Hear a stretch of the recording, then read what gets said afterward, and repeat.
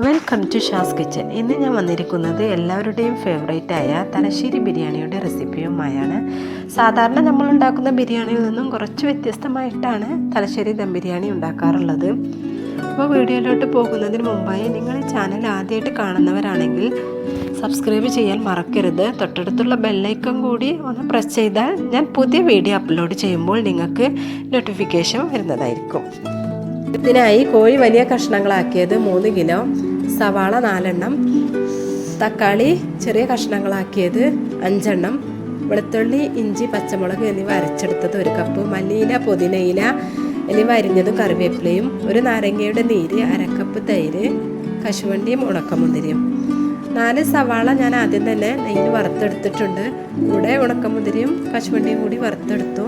അപ്പോൾ ഇത്രയും സാധനങ്ങളാണ് ഇതിനായിട്ട് എടുത്തു വെച്ചിട്ടുള്ളത്. വിറകടുപ്പിലാണ് ഞാൻ ബിരിയാണി റെഡിയാക്കാൻ പോകുന്നത്. ഇതിനായി ഒരു ചെമ്പ് അടുപ്പത്ത് വെച്ച് അതിലേക്ക് നെയ്യ് ഒഴിച്ചു കൊടുത്തിട്ടുണ്ട്. ഇനി ഇതിലേക്ക് സവാള ചേർത്ത ശേഷം നന്നായിട്ടൊന്ന് വഴറ്റിയെടുക്കാം. ഇത് പെട്ടെന്ന് തന്നെ മൂത്ത് കിട്ടാനായി ഇതിലേക്ക് 1 സ്പൂൺ ഉപ്പ് ചേർത്ത് കൊടുക്കാം.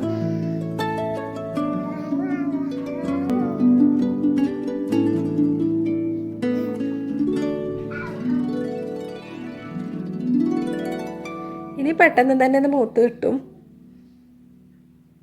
അപ്പോൾ അത് റെഡി ആയിട്ടുണ്ട്. ഇനി ഇതിലേക്ക് അരച്ച് വെച്ച ഇഞ്ചി, വെളുത്തുള്ളി, പച്ചമുളക് എന്നിവ കൂടി ചേർക്കാം. 8 പച്ചമുളകും 1 വലിയ കഷ്ണം ഇഞ്ചിയും 4 വെളുത്തുള്ളിയുമാണ് അരക്കാനായിട്ട് എടുത്തിട്ടുള്ളത്. ഇത് നന്നായിട്ടൊന്ന് പച്ചമണം മാറുന്നത് വരെ വഴറ്റിയെടുക്കാം. ഇതിലേക്ക് ചെറുതായി കട്ട് ചെയ്ത തക്കാളി ചേർത്ത് കൊടുക്കാം. ചെറുതായിട്ട് കട്ട് ചെയ്യണമെന്ന് നിർബന്ധമൊന്നുമില്ല കേട്ടോ. ഞാനത് പെട്ടെന്ന് റെഡിയാവാനായിട്ടാണ് ചെറുതായിട്ട് തക്കാളി കട്ട് ചെയ്തത്. പുതിനയില, മല്ലിയില, കറിവേപ്പില എന്നിവ കൂടി ഇതിലേക്ക് ചേർത്ത് കൊടുക്കാം. മല്ലിയില 1/2 കപ്പ് അരിഞ്ഞെടുത്ത് ചേർത്തിട്ടുണ്ട്.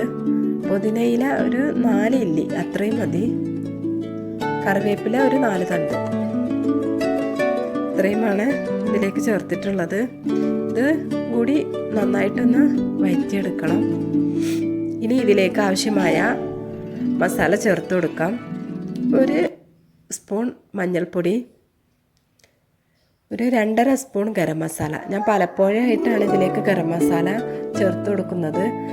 അപ്പോൾ എല്ലാതും കൂടി ഒരു 2.5 സ്പൂൺ അത്രയും മതി. അതും കൂടി ചേർത്ത് നന്നായിട്ടൊന്ന് ഇളക്കി യോജിപ്പിക്കാം.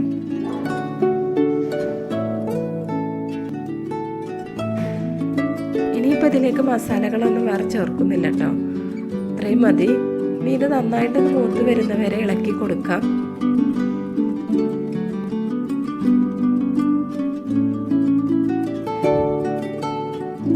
ഇതിലേക്ക് പിഴിഞ്ഞ് വെച്ച 1 നാരങ്ങയുടെ നീര് ഒഴിച്ചു കൊടുക്കുന്നുണ്ട്.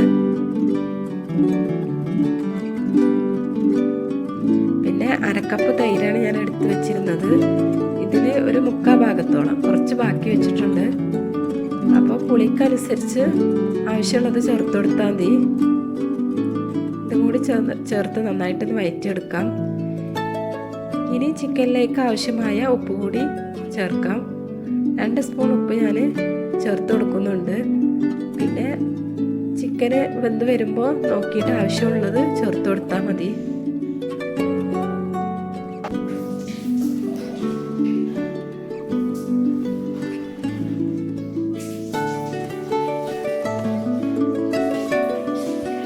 ഇനി ഇതിലേക്ക് കഴുകി വറുത്ത് വെച്ച കോഴി ചേർത്ത് കൊടുക്കാം. ഇത് നന്നായിട്ട് തന്നെ ഒന്ന് ഇളക്കി മറിക്കണം. എന്നാലേ ആ മസാല ചിക്കനിലേക്ക് നന്നായിട്ട് മിക്സായിട്ട് വരികയുള്ളൂ.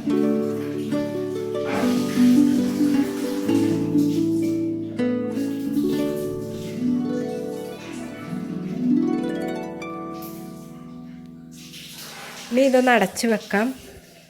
ഒരു 10 മിനിറ്റ് നന്നായിട്ടൊന്ന് വേവട്ടെ. അപ്പോൾ തീയൊക്കെ നല്ല രീതിയിൽ തന്നെ കത്തുന്നുണ്ട്. അപ്പോൾ ഏകദേശം 10 മിനിറ്റ് ആയി തുടങ്ങി. ഇനി ഇതൊന്ന് തുറന്ന് നോക്കാം.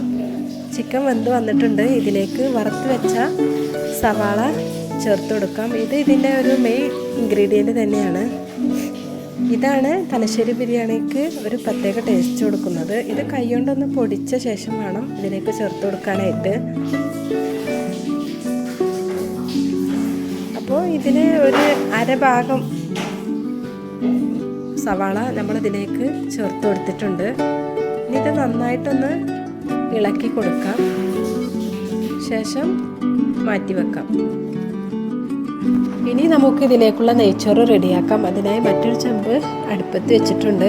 ഇതിലേക്ക് കുറച്ച് നെയ്യ് ഒഴിച്ചു കൊടുക്കാം. എന്നിട്ട് മാറ്റി വെച്ച സവാള ഇതിലേക്ക് ചേർത്ത് നന്നായിട്ടൊന്ന് ബ്രൗൺ നിറമാവുന്നത് വരെ വറുത്തെടുക്കണം.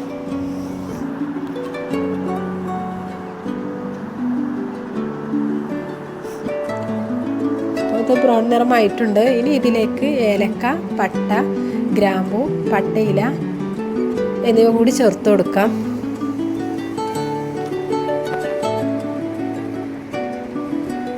ഇനി ഇതിലേക്ക് ആവശ്യമായ വെള്ളം കൂടി ഒഴിച്ചു കൊടുക്കണം. ഒരു ഗ്ലാസ് അരിക്ക് 2 ഗ്ലാസ് വെള്ളം എന്ന രീതിയിലാണ് സാധാരണ നെയ്ച്ചോറിന് നമ്മൾ എടുക്കാറുള്ളത്.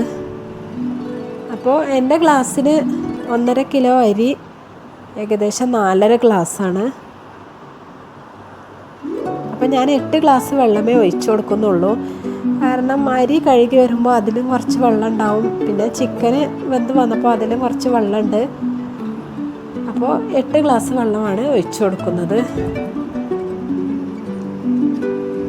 വെള്ളം തിളക്കാറായി തുടങ്ങി. ഇനി അരി ഒന്ന് കഴുകിയെടുക്കണം. 2-3 പ്രാവശ്യമെങ്കിലും വെള്ളം ഒഴിച്ച് നന്നായിട്ട് തന്നെ ഒന്ന് കഴുകിയെടുക്കാം. ജീരകശാല അരിയാണ് നമ്മൾ എടുത്തിട്ടുള്ളത്. വളരെ ചെറിയ അരിയാണ്, അതുകൊണ്ട് തന്നെ ബിരിയാണിക്ക് നല്ലൊരു ടേസ്റ്റും കിട്ടുന്നുണ്ട്.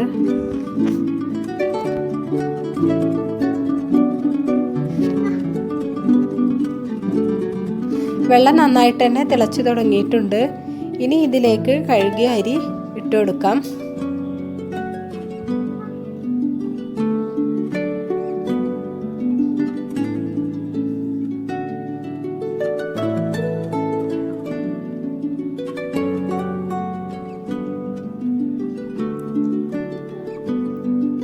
പാകത്തിന് ഉപ്പും ചേർത്ത് നന്നായിട്ടൊന്ന് ഇളക്കിയ ശേഷം ഇത് അടച്ചു വെക്കാം. അപ്പോൾ വെള്ളമൊക്കെ വറ്റി നമ്മളെ നെയ്ച്ചോറ് റെഡി ആയിട്ടുണ്ട്. ഇനി ഇത് ചിക്കനിലേക്ക് ദമ്മിട്ട് കൊടുക്കണം.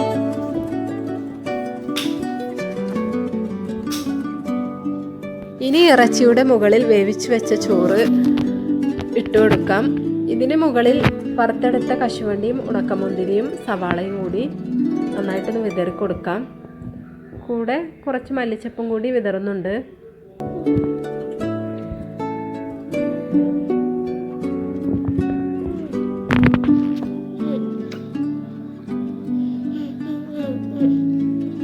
ഇനി ഇത് അടച്ചു വെച്ച് മുകളിൽ കനൽ കോരിയിടണം.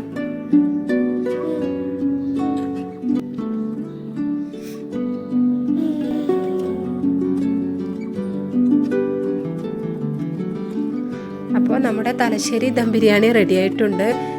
ഇതൊരു പാത്രത്തിലേക്ക് സെർവ് ചെയ്തിട്ടുണ്ട്.